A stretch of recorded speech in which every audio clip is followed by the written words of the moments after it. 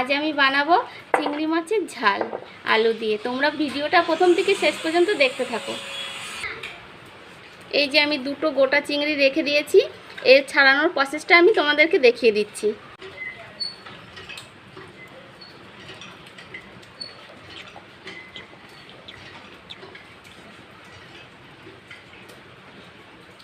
এইভাবে তোমরা বাড়িতে চিংড়িগুলো ছাড়িয়ে নেবে।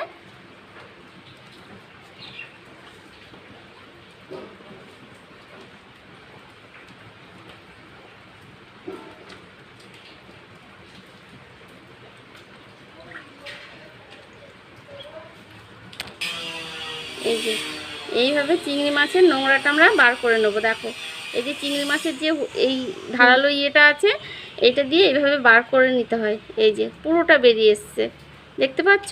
এখানে আমি 300 গ্রাম চিংড়ি মাছ নিয়ে নিয়েছি। এবার এগুলো আমি ধুয়ে নেব। এই যে এখানে লম্বা লম্বা করে আমি আলু কেটে নিয়েছি, আলু দিয়েই করব চিংড়ি মাছটা। এবার তোমরা মশলা সমস্ত উপকরণ দেখে নাও। এখানে পেঁয়াজ নিয়ে নিয়েছি, টমেটো, আদা, রসুন, কাঁচা লঙ্কা, গোটা জিরে। মিক্সিং জারে সামান্য জল দেবো, দিয়ে মশলাটা আমি রেডি করে নেব। দেখো মশলাটা আমি রেডি করে নিয়েছি। এবারে চিংড়ি মাছে দিয়ে দেবো পরিমাণ মতন লবণ, পরিমাণ মতন হলুদ, আর দিয়ে দেবো লেবুর রস। এটা আমি ভালোভাবে হাত দিয়ে ম্যারিনেট করে 5 মিনিটের জন্য রেখে দেবো।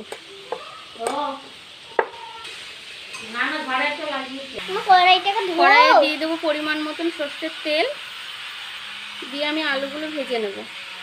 এবার আমি আলুগুলো ভেজে নেব।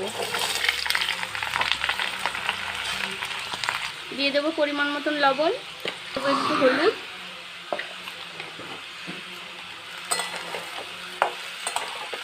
দিয়ে আলুগুলো আমি ভালো করে ভেজে নেব। আলুটা আমার ভাজা হয়ে গেছে। এবার আলুগুলো আমি তুলে নেব, নিয়ে চিংড়ি মাছটা ভেজে নেব। চিংড়ি মাছগুলো আমি হালকা করে ভেজে নেব। আমি কড়া করে ভাজবো না, হালকা করে ভেজে নেব, তাহলে টেস্টটা খুব সুন্দর লাগবে। চিংড়ি মাছ কড়া করে ভাজলে ভালো লাগে না।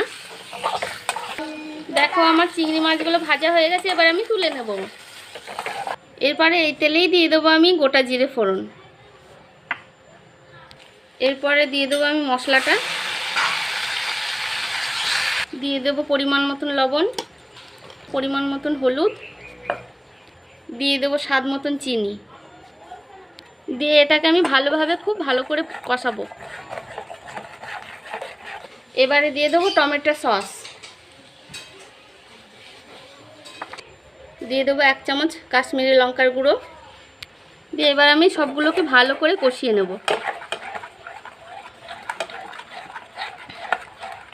দেখো আমার মশলাটা পুরো রেডি, কষানো হয়ে গেছে, খুব সুন্দর গন্ধ ছেড়েছে। এরপরে এর মধ্যে আমি দিয়ে দেবো ভেজে রাখা আলুগুলো, দিয়ে কষাবো। ভেজে রাখা আলুগুলো আমি দিয়ে দিচ্ছি, দিয়ে আবারও আমি কষিয়ে নেব। আলুটাও আমার কষানো হয়ে গেছে। এর মধ্যে দিয়ে দেবো পরিমাণ মতো জল, দিয়ে দিলাম জল।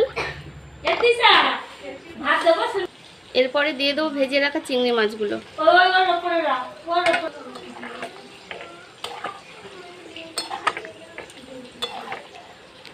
এই যে 5 মিনিট ফোটালেই আমাদের চিংড়ি ঝাল রেডি।